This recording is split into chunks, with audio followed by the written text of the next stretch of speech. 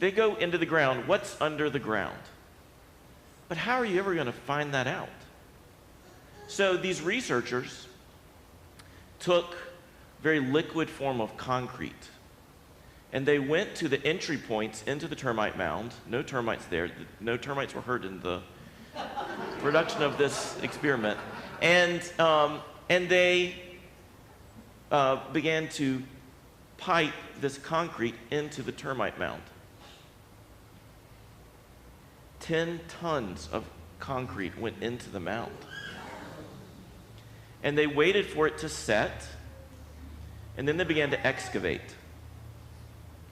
digging out this now concretized image of what's under the ground.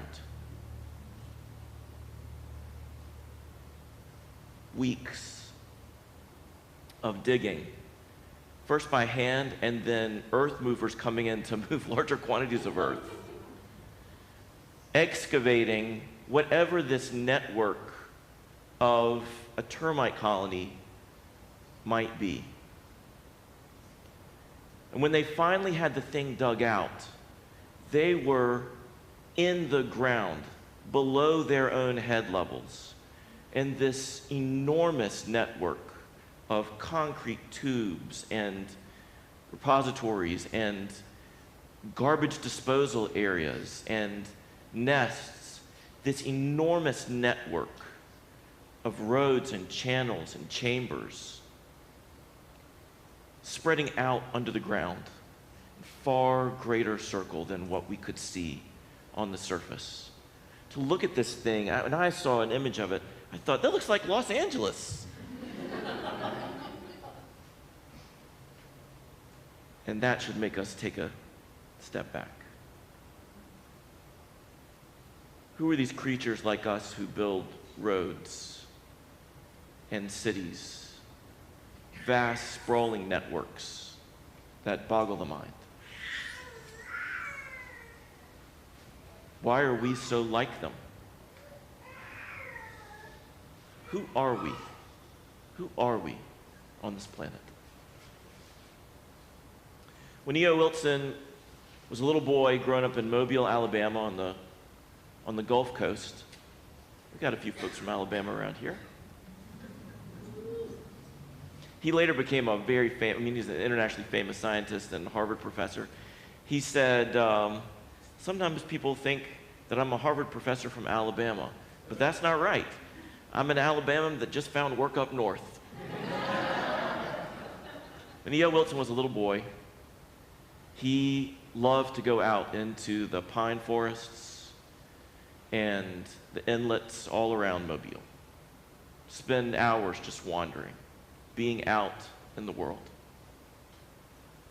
When he was fishing one day in one of those Gulf inlets, he hooked a pinfish and bringing it in, leaning over to see the fish come up, the fish came up out of the water fast, and the spine on that fish hit him in the eye and blinded him in one eye. This little kid in love with nature, wounded by the very thing that he loves. And like many people I can think of who carry a wound, it sharpened his acuity. It didn't stop him. It honed him. His life was kind of hard as a kid. His parents divorced at a time when that's not what happened in coastal Alabama. And he was shipped off to a military school. And in that brokenness that he experienced in his life, that loss of context and place, it was back to the natural world that he would return to find balance, to find himself at home in the world again. And as he grew into maturity, he knew that what he wanted was to spend his life outside, to be in the world and to study it, to become a naturalist. And that is what he became. World famous now. But he had this problem. that fish had taken out one of his eyes, and his depth perception was limited. He couldn't see well to observe in nature all the things that he wanted to see if he was going to offer himself to science the way that he wanted to. And so rather than look out at the vast expanse of the world, he decided to go real small. And using field microscopes and other tools for fine observation, he became the world's leading expert in insects, and especially ants, an entomologist, an authority who discovered hundreds of new species that no one knew existed, and discovered whole new ways that ants behave, ways that they scout and communicate and harvest and forage, ways that they build. This little boy become a man whose passion was from the world, developed his vision. It's a way of describing the behavior of just a few animals, only 19 species in all by today's count, called eusociality. It's not a concept that E.O. Wilson developed on his own, but he has certainly been a contributor to it. Eusociality, eu spelled E-U, like E-U-S-O-C-I-A-L, eusocial. Eu from the Greek meaning good. These are groups that are good at being social. Maybe sort of hyper good, super good. And the things that define eusocial species, which there are only very few, are things like shared care for young. So not just a mother caring for a child, but groups caring for young. Well, you think about what's going on at the other end of our facility right now. Right? We've got whole groups of people caring for our young. A second characteristic of eusocial groups is that they nest together in their hives or colonies or whatever for more than 2 generations. Right? So not just parent-child in a den with each other, but parent-child, grandchild. Well, we've got a few generations here in our little nest today, right? And we hearken to our ancestors in this place. We tell stories of them. It's kind of what I'm doing with E.O. Wilson right now. A third characteristic of eusocial groups is that there's a division of labor and of reproduction. So some groups have reproductive responsibilities, particularly certain leaders. Others are hunters, gatherers, foragers, right? But a strong division of labor in order to make the whole work. I'm not sure how well human beings line up with that, actually. Many human beings that I know enjoy, well, we're talking about reproduction and eating, and I'm not sure we divide that labor very well.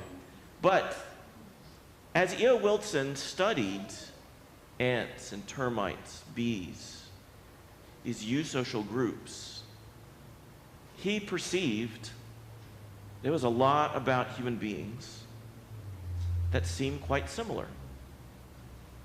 Nurseries, intergenerational gatherings, and strong divisions of labor to make a whole work, everybody doing their part to make a team function. Now, it's important to say that there are other scientists who disagree with this. They don't think that grouping humans into a eusocial group is accurate. But E.O. Wilson absolutely did and argued for it.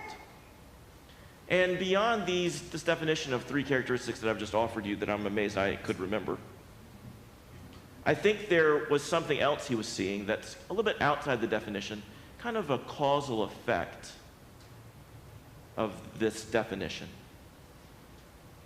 that was striking to him and that caused him to group humans with ants and termites as one of this rare species called eusocial.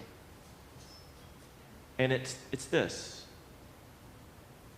Eusocial groups take over the world. Eusocial groups, because they work together, because they function as teams, have the capacity to dominate their environment and, unchecked, to encompass much of the globe. One of the ways that scientists think about this is in terms of biomass. What is the aggregate weight of a species on the surface of the Earth? Of course, these are all estimates because nobody's weighing every single ant in the world, right? But when we think about the weight of all of the ants in the world brought together, they outweigh all other, let's say, mammals. Ants together weigh more than all elephants put together. There is a debate about the biomass of ants and humans. Do all the ants together weigh less than, the same as, or more than all human beings put together? There's not a clear answer to this because it's all estimates and scientists fight about it. It's an amazing thing for people to fight over. Do ants weigh more than humans? But that it's even a question tells us that we're in the running. And one of the best things that I've seen, which is not E.O. Wilson's view, I'm contradicting him here, is that about 2,000 years ago, cumulative weight of ants on Earth was probably greater than cumulative weight of humans on Earth because there were significantly fewer humans. But when we passed the 7 billion mark a few years ago and are headed straight to 11 billion people by the end of the century, we may be catching up or surpassing the ants.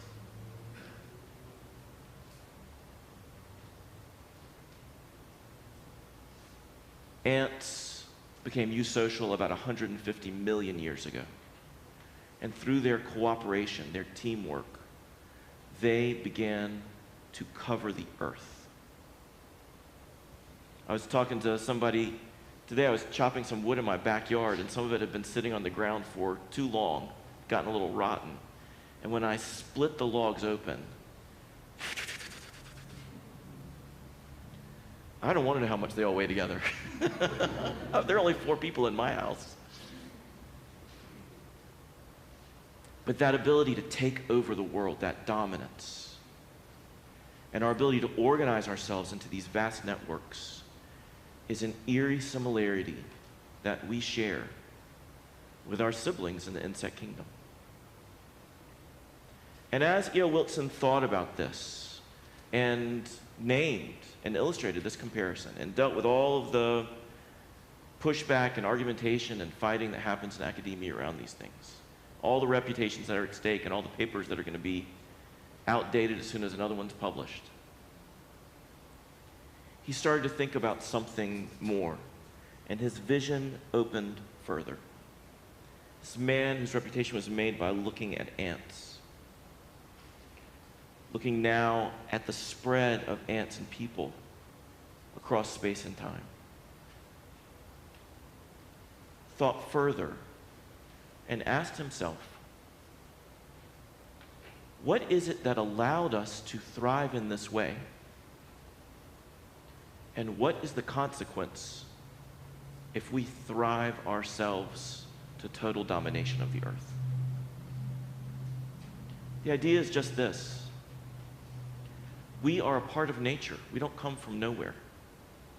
We are part of the living world like every other creature and living thing. And therefore, whatever the final story of our evolution is, if we'll ever even know it, we arrived at the species that we are in relationship to all other species. We didn't evolve in isolation. And so, our success as a species is directly reliant, directly dependent on our co-evolution with all other life on Earth. But what if our evolution runs away with itself? What if, like ants, but way bigger and more resource consuming than ants, we run over the whole earth. What happens to all of those species that we co-evolved with? And if our existence is dependent on all those other species, if we got here because of them, what happens to us if they disappear? What happens? So E.O. Wilson, along with fellow scientists, not him alone, but he with others, coined a term. So common now, you'll know it as soon as I say it. But only about 50 years ago, it's not a word that we even knew how to say. It's telling. The word is biodiversity. The world is a global ecosystem, a cosmos of interdependent life. And without life in relationship to other life, life becomes depleted and may stop.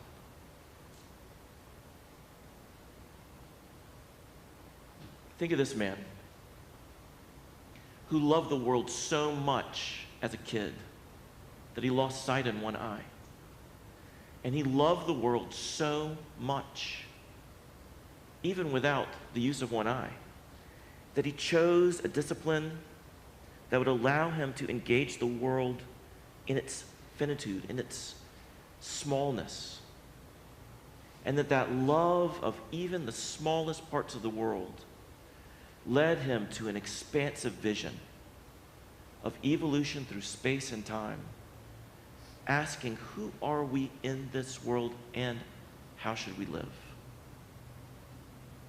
Think about how his love of the world could not stop that vision of our life from expanding. Out of that love for life, love for the natural world, and concern for our place in it, the very end of his career, only in the last few years before his death, the day after Christmas this past year, he posited an idea. It's kind of it's a wild idea. It's called half-Earth. The idea of half-Earth is that you're not going to stop human development. It's going to happen, right? It's what we do. It's what we're really good at. But if we have learned to cooperate so well with each other that we can come to dominate the world, even to the point of threatening the existence of thousands, millions of species, many of which we don't even know of, that we haven't even discovered yet, and therefore threaten our own existence, maybe we could turn that cooperative power that we have, that ability to work together that can run so amok, maybe we could turn it to cooperation on behalf of all life. What E.O. Wilson's idea was that we should set aside half, 50% of the Earth's land and sea for non-human habitat, non-human thriving. It sounds totally outlandish. But he did this as an empirical scientist by beginning an amazing mapping project. You can go to halfearth.org and look at it. It's incredible to look at these maps. We're at 15%, right? At 15% right now. And the idea is to map all of the conserved areas around the world and in sea as well, land and sea, to try to build a biosphere, to build a globe that is cooperative and shared for all of life. To turn our ability to work as teams that can take over the world into a team that can share the world.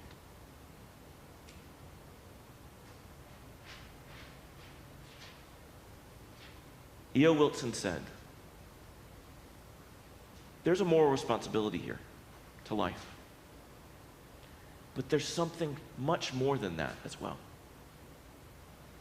And it's that conserving land and habitat and seeing animals thrive is a joy. It is a pleasure. Hear the love of the man from his childhood, expanding into the global vision of shared life for us all, driven not just by crisis, but by care, by love, and by joy. To live in a world of beauty and health is a pleasure, and so something that we want. We come to this place, and we think hard about moral problems, about crises in our world. We wrestle with tough stuff, and we come for love.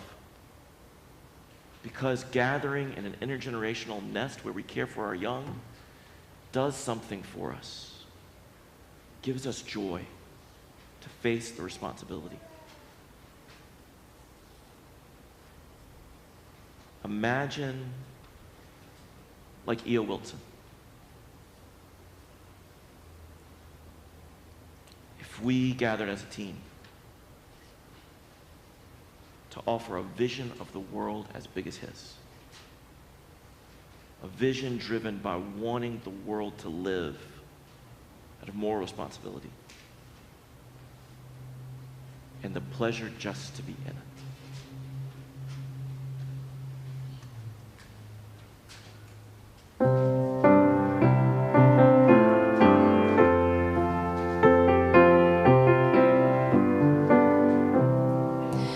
Plant one garden and watch it grow. Save one rose when the cold winds blow. Plant one tree by a shining stream. Keep one river and one stream clean. One tree greener and one rose more. One more spring than we had before. More green space than there used to be. Make the world greener by one more tree. Find one star in a cold, dark sky. Light one candle as night goes by.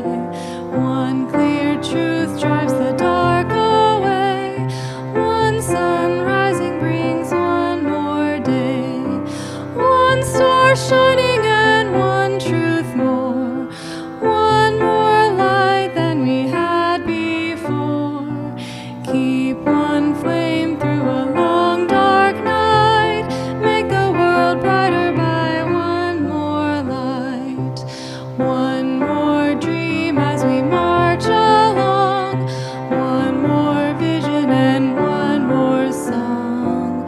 Rich and poor walking hand in hand. One step closer to freedom land. One step closer to freedom shore. One more dream than we had before. Justice flows like a rising stream. Make the world richer by one more dream. One more place where a green tree grows. One more river and one more rose. One more song for the world to sing. One more garden and one more spring. One star brighter and one dream more. One more truth than we had before. One more hope for the human race.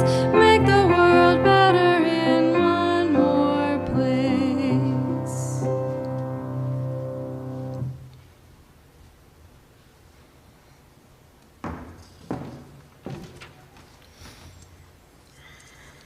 At the Turning Point by E.O. Wilson. We are at the turning point, and we are right on the edge. We're in the early stages of a techno-scientific revolution where we are becoming essentially a global community in constant and minute communication. We just want to be fractious and quarrelsome and uncertain and dithering from now on, but we just want to do it with more wisdom and making better decisions.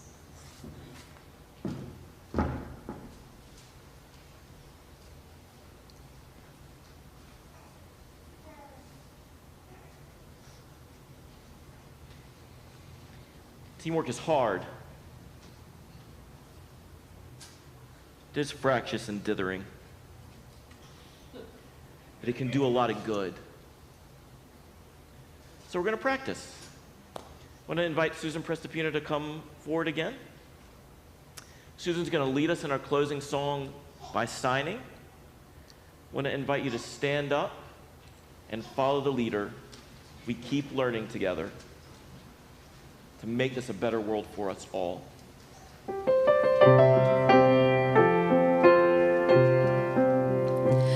We have spent time together, and these holy moments give us strength to go down the winding road until we meet again. We have spent time together, and these holy